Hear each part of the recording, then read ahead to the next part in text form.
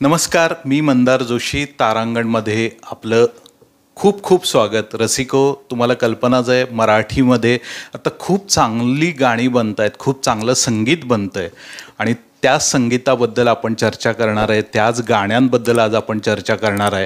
आणि अशी गाणी आणण्यात सप्तसूर म्युझिकचा खूप मोठा वाटा आहे आणि त्यांनीच आता राधाकृष्ण नावाचा नवीन व्हिडिओ अल्बम आणलेला आहे आणि त्या अल्बमचे क्रिएटर्स आज माझ्याबरोबर आहेत.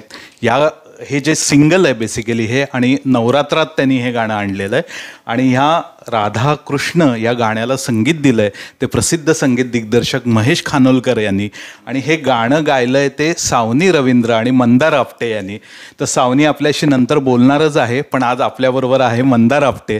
आणि मी पहिल्यांदा तुमच्या दोघांचं खूप खूप अभिनंदन करतो, कारण मी आधी मोबाईलवर बघितलं होतं हे गाणं, मला तेव्हाही आवडलं होतं, पण आत्ता हे मोठ्या स्क्रीनवर बघताना मला त्यातले आणखी डिटेल्स जाणवले आणि त्यातलं जे संगीत आहे किंवा तुझी जी गायकी आहे ती जास्त भिडली. आणि आपण सुरुवात इथंपासून करूया की राधाकृष्ण हा जो विषय आहे तो आपल्या फिल्म मेकर मंडळींचा किंवा क्रिएटिव्ह मंडळींचा अगदी आवडता विषय आहे. कारण आज ताग्यात अनेक चित्रपट आले आहेत, अनेक गाणी आली आहेत, पण प्रत्येक वेळी त्या क्रिएटरने काहीतरी नवीन आणलेलं आहे, नवीन भाव त्या गाण्यातून सांगितलेला आहे. तर मुळात ह्या गाण्याची ज्यावेळी निर्मिती प्रक्रिया सुरू झाली आणि तुमच्याकडे हे गाण्याचा प्रस्ताव आला, काय तुमच्या डोक्यात होतं की काय आपण मांडायला हवं की जे आधीच्या क्रिएटर्सनी मांडलेलं नाही? तिथंपासून आपण सुरुवात करूया. हे गाणं जेव्हा माझ्याकडे आलं त्यावेळेस म्हणजे खरं तर गाणं करता करताच मला त्या गाण्याचा व्हिडिओच दिसायला लागला आणि त्यानुसारच ते गाणं पूर्ण मी बनवलेलं आहे. म्हणजे तुम्ही त्याचा जो ऑडिओ ऐकाल, 6 मिनिटाचा जो आहे ऑडिओ, काही लिमिटेशन्समुळे 3.5 मिनिटाचा आम्ही व्हिडिओ केला आहे, पण त्या व्हिडिओमध्ये देखील पूर्ण जो तिची स्टोरी लाईन आहे की ज्या स्टोरी लाईनच्या अनुषंगाने ते पूर्ण म्युझिक बनलेलं आहे, की हा थॉट मला वाटत नाही कोणी मांडला असेल की राधाकृष्णाचं प्रेम शाश्वत प्रेम आहे, जगातलं आज सगळ्यात उच्च दर्जाचं आपण प्रेम म्हणतो. पण आज मी असं म्हणेन की प्रत्येक स्त्रीच्या मनात एक राधा आहे आणि त्या प्रत्येकीचा एक श्रीकृष्ण आहे. तर त्या श्रीकृष्णाबद्दल तो जो श्रीकृष्ण तिच्या मनातून जागा होतो, म्हणजे एक मॉडर्न स्त्री ती कुठेतरी गेली आहे रानावनात फिरायला आणि अचानक तिच्यामध्ये एक ट्रान्सफॉर्मेशन होतं आणि ती स्वतः राधा बनते. आणि मग प्रेमात जो एक पॉझिटिव्हनेस असतो, प्रत्येक स्त्रीच्या मनात असतो, प्रेम असलं की पॉझिटिव्हनेस आलाच.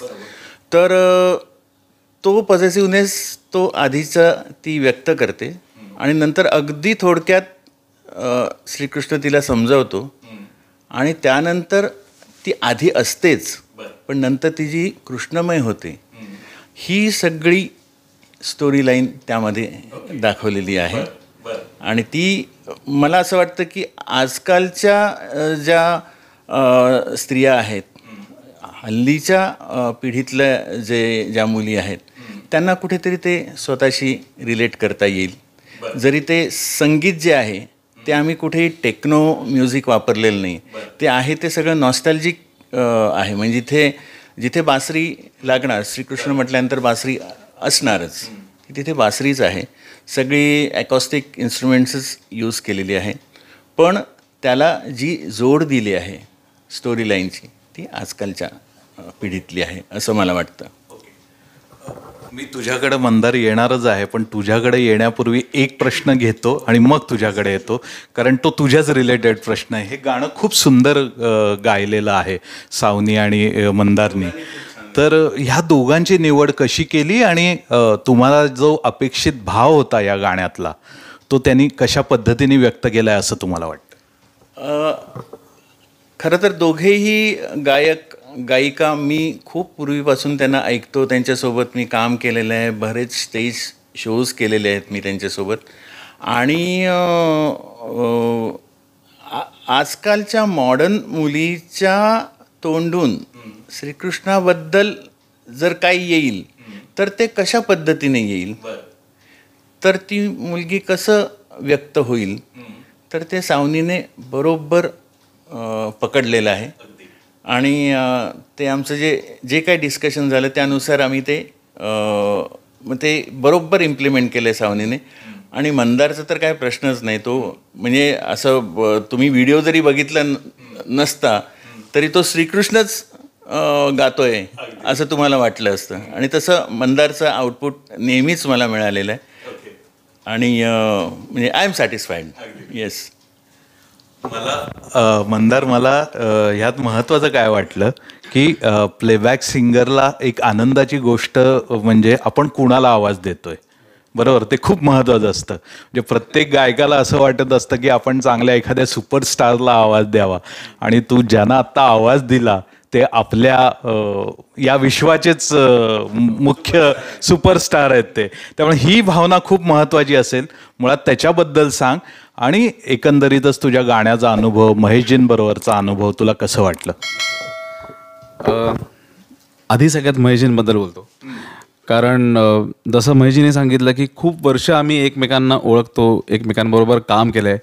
म्हणजे खूप, मी जेव्हा त्यांना बघितलं तेव्हापासून ते सिनियरच होते खूपच, आणि सर्वच दृष्टीने. म्हणजे फक्त कारकिर्दीला किती वर्ष झाली याच्यावर सिनियरिटी अवलंबून नसते, तर त्यातल्या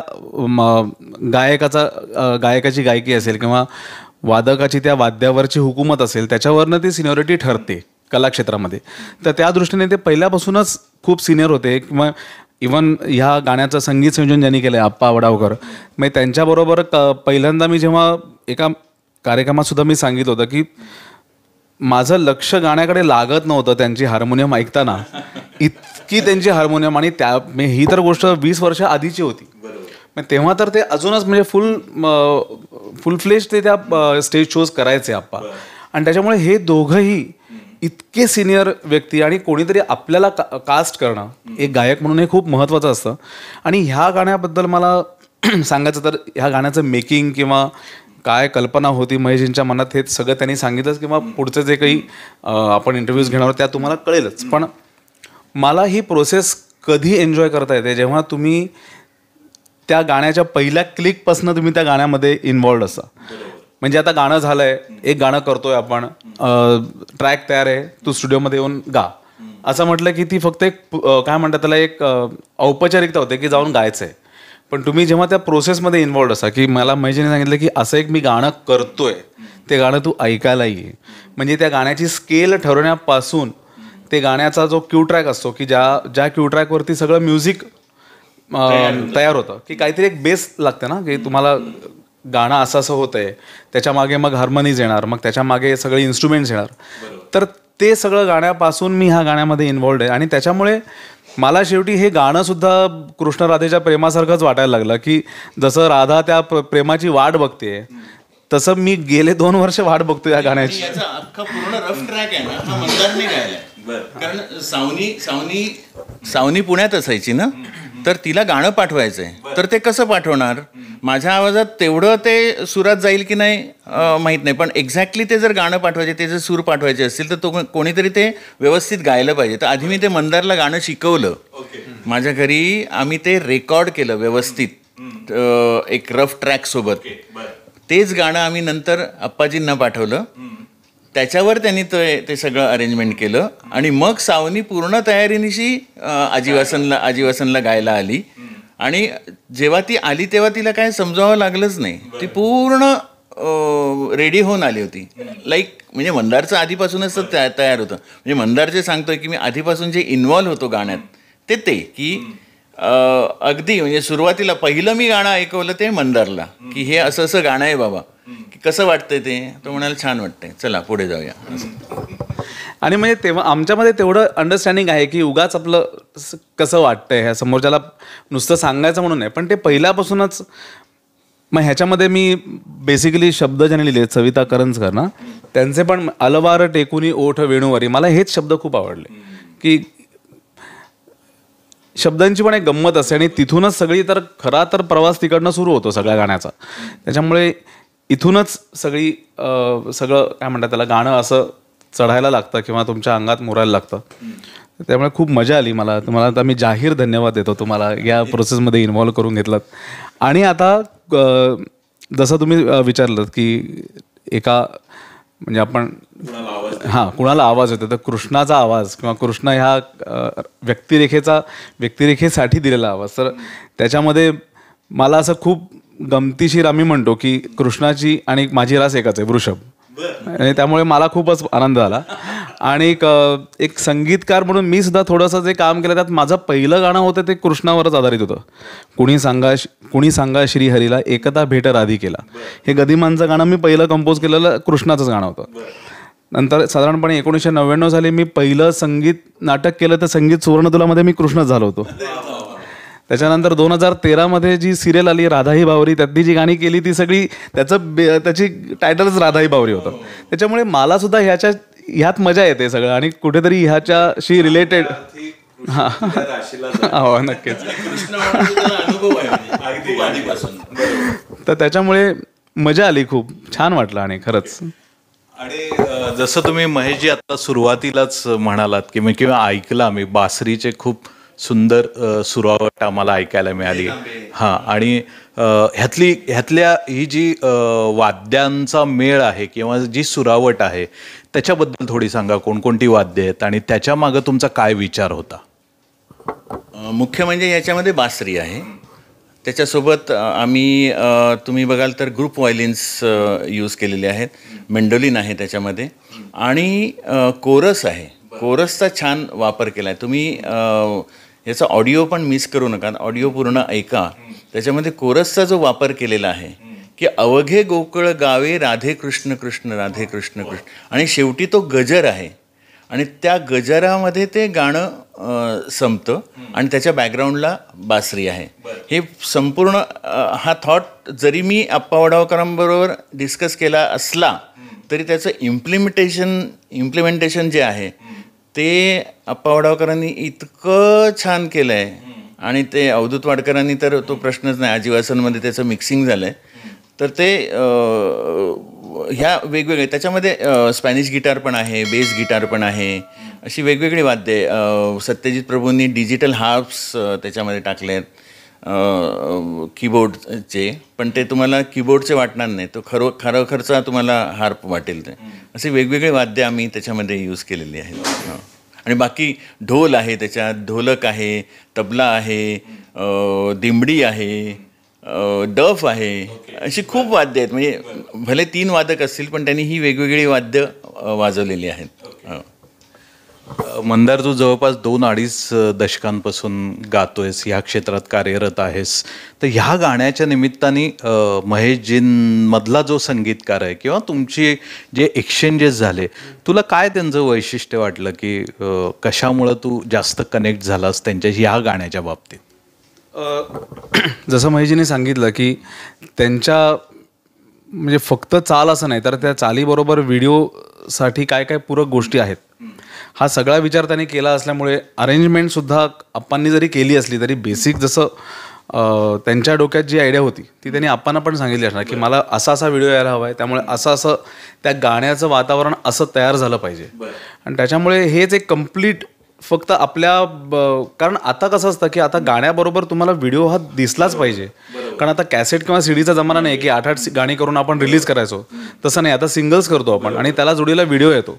त्यामुळे ते सगळं म्हणजे एकत्र गेलं पाहिजे त्या गोष्टी. तुमच्या डोक्यात मग ते विचार जर येत असतील की ह्याचा व्हिडिओ कसा व्हावा, तर मग ते त्या दृष्टीने ती निर्मिती प्रक्रिया सुरू होते आणि ते जास्त सहज होतं. आणि जसं अर्थात ज्याप्रमाणे गाणं एकदा लिहिलं गेलं चांगलं, तसं त्याला कंपोज छान झालं, अरेंज चांगलं झालं, तसं ह्या सगळ्यामुळे ह्या मध्ये ज्यांनी काम केलं सुखदा खांडकेकर आणि मला दुसरं निकम मला ज्यांनी कृष्णाचं काम केलं, म्हणजे त्यांना सुद्धा ते काम करताना मजा आली आहे. त्यामध्ये ते कळतं बघून. आणि ह्यांचं दोघांचंही काम खूप छान झालं आहे.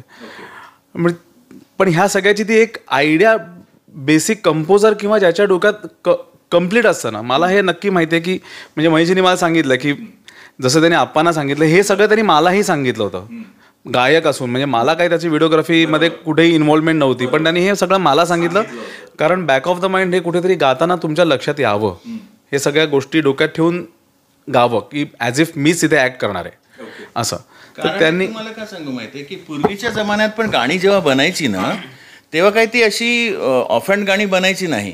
तेव्हा प्रोड्युसर, डायरेक्टर, लेखक, गीतकार, ॲक्टर सगळे एकत्र बसायचे आणि मग ते गाणं एक एक काय काय कसं कसं होणार आहे, कसं कसं पुढे जाणार आहे, त्यानुसार ते आधी ते गाणं बनायचं ना. आता काय झालंय की आता कोणाला तसं तेवढा वेळच नाही आहे की सगळेजण एकत्र येऊन बसले आणि गाणं बनवलं.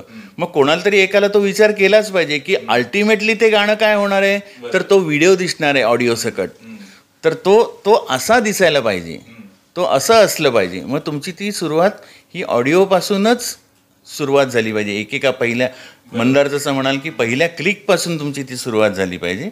तर ते तसं ते म्हणजे मला तरी ती सवय आहे प्रत्येक गाणं बनवताना. आणि मला आत्ता आणखीन एक रसिक जाणवलेली गोष्ट म्हणजे मी जेव्हा हे गाणं बघत होतो आणि ते गाणं बघत असताना तुम्हाला जो आनंद मिळत होता तो खूप मला महत्त्वाचा वाटला. म्हणजे संगीतकार ज्यावेळी एखादी चाल बनवतो पण शेवटी हे दृश्य माध्यम आहे, आत्ता मंदार म्हणाला तसं, कारण त्याचा व्हिडिओ तेवढाच महत्त्वाचा आहे. कारण व्हिडिओ चांगला असेल तर तो आवाज तुम्हाला आणखी चांगल्या पद्धतीने पोचतो आणि हा व्हिडिओ खूप सुंदर झाला आहे. तर ह्या व्हिडिओमध्ये तुमचं किती इनपुट होतं किंवा तुमच्या काही सूचना होत्या का, किंवा सप्तसूरचे साईनाथ रायाध्यक्ष आहेत त्यांनी कशा पद्धतीने तुम्हाला ह्या सगळ्या बाबतीत कोऑपरेट केलं? नाही, ॲज आय सेड की जसं साईनाथ राजाध्यक्षांनी मला सांगितलं की हे कोरिओग्राफर आहेत आणि हे व्हिडिओ करणार आहेत, तर मी त्याला ते पूर्ण माझ्या डोक्यात जी स्टोरी लाईन होती ना ती त्यांना लिहून दिली आणि यू कॅन सी की ती त्यांनी परफेक्ट इम्प्लिमेंट केलेली आहे.